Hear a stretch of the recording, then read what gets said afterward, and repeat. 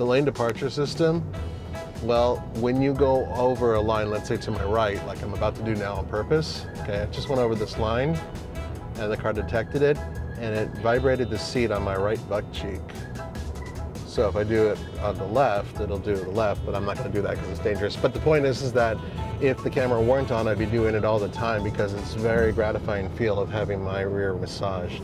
Howdy folks, and welcome to an absolutely gorgeous day in San Diego, California. And this, well, this is the brand new 2024 Chevrolet Blazer RS EV. Now in this video, we're gonna have this one, which is the rear wheel drive one, go up against the all-wheel drive one. Both of them are RS. But in this video, I also want to talk about design, the interior, how it rides, the whole thing.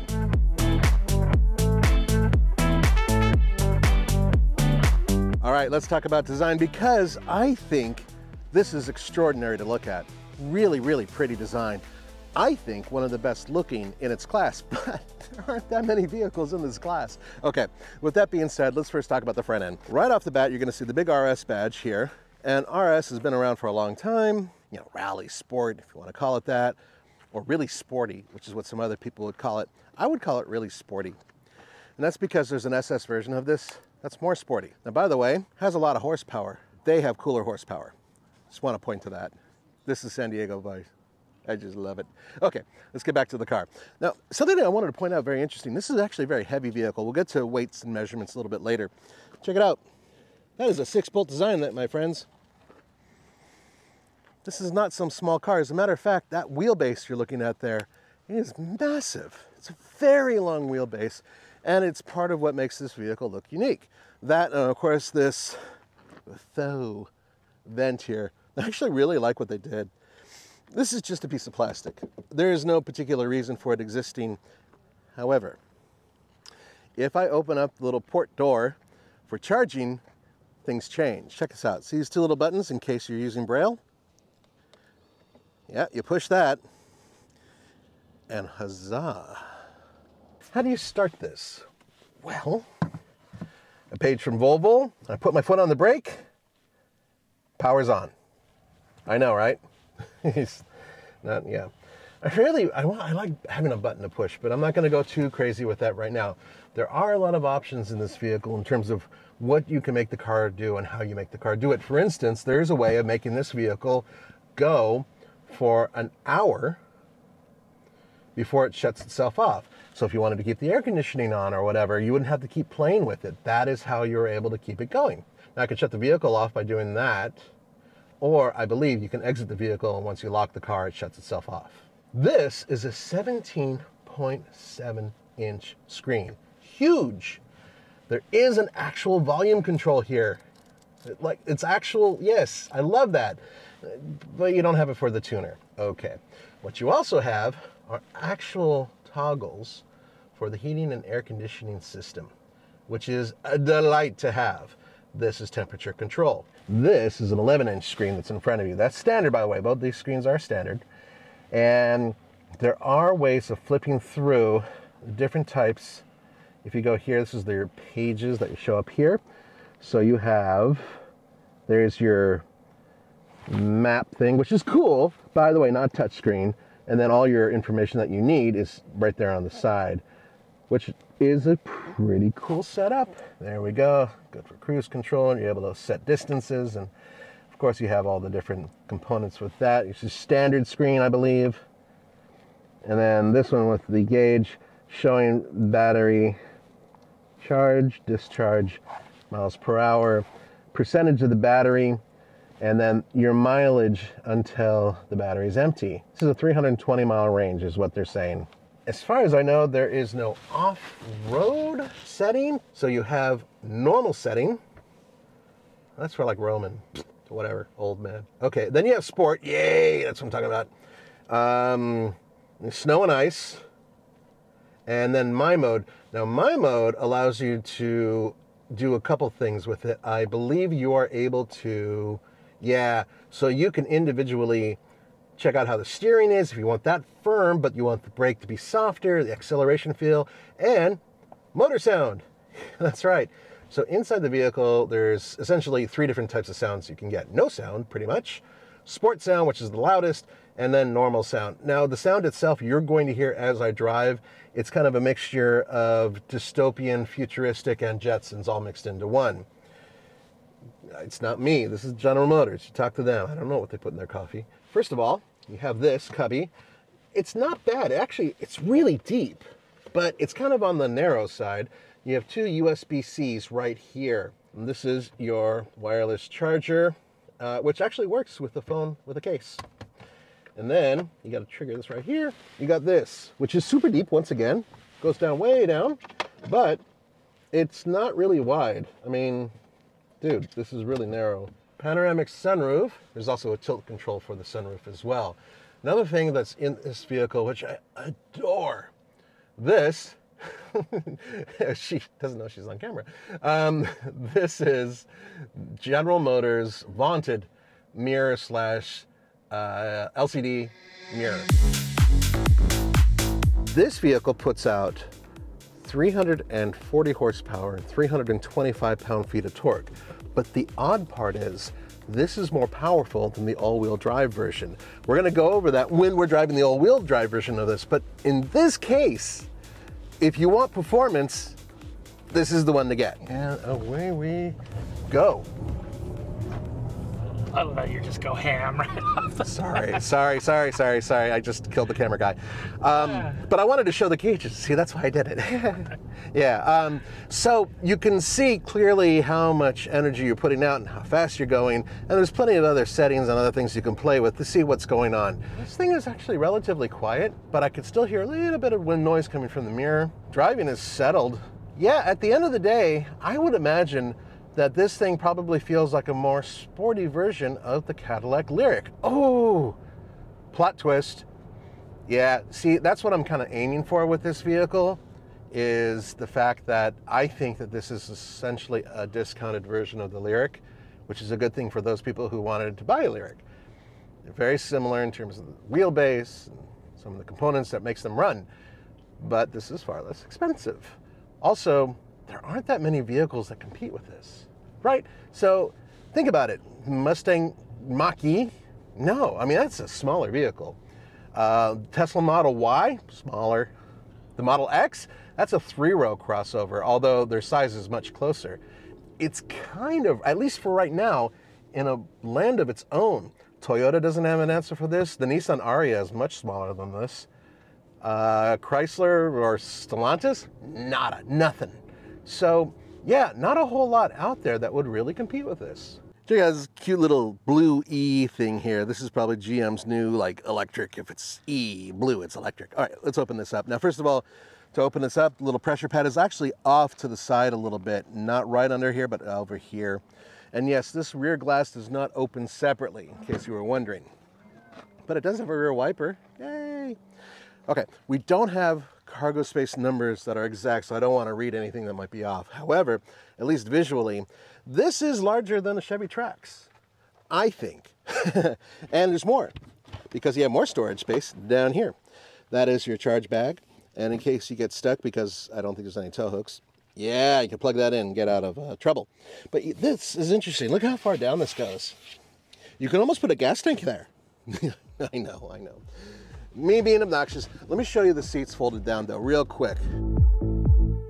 Unlike other electric vehicles, this has a skateboard platform completely underneath it. So there's no like battery here, but no battery there type thing. It's just all battery underneath you. That's where your feet are. With that being said, you would think that this would be completely flat, and it's not. It actually raises up a bit. I would say it's at least 10 degrees. I am 6'1", and I'm sitting behind myself. And I wear size 13 boots, which fit nicely underneath the driver's seat here. That's great. But what about headroom? Yeah, okay, so headroom. Let me take my hat off. Now you got the big bald head. Even without a tuft of fur on top of my head like the guys have, I'm still rubbing. You have heated seats, not cooled, and you have USB-C, and you have these two vents. And I love this vent design, by the way. A little bit of good and a little bit of bad all in one spot. Speaking of that, let's drop this. Ta-da! Cup holders.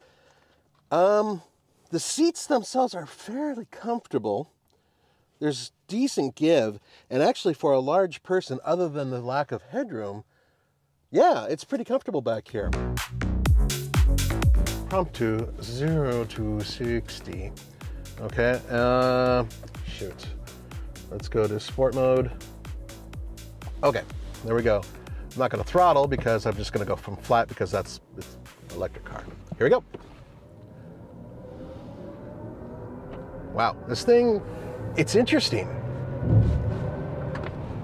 Okay, so what it does is, unlike a lot of electric cars that punch you in the chest, Tesla is a really good example where that one's just like boom. This one kind of pulls into it and then it really starts to fly. So it's different in terms of the sensation that it gives you. But at 6.55, 2 people in the vehicle, once again, impromptu 0 to 60, that's not terrible. It's, I think, perfectly adequate. Adequate is the word I used. Now this one is the all-wheel drive one, and we're gonna take this for a spin. And this, well, this is California sand. California will charge you a penny per grain of sand. That's right. In fact, if you take it to the airport to export it, they will use a taser on you. But with that in mind, the all-wheel drive one is ideal in these types of conditions because you could put power to the rear wheels. However, oddly, this one produces less power than the rear-wheel drive model we just drove. That's because the motor in the front puts out less power, and the motor in the rear, it's just a helper. It gets it moving when it's stuck, but that's all it's for. So let's take it for a ride. The braking and the one pedal driving. Yeah, that's something that I'm actually preferring not having that function in this car after driving the other one yesterday for a while. It's too aggressive. Now you can change it. Now here's the button. Okay, so you fire that up. Wait, there it goes. One pedal driving is now on. And then you can go from there to going to the screen. There we go. And here we go. So you can actually go on, off, and then high. Now if I go high, check this out. I'm gonna let my foot off the accelerator. Here we go. Yeah, it's really super aggressive. Actually, let's test something while we're out here when I'm in a safe spot. I want to see if it comes to a full and complete halt. I'm gonna let go of the accelerator right now.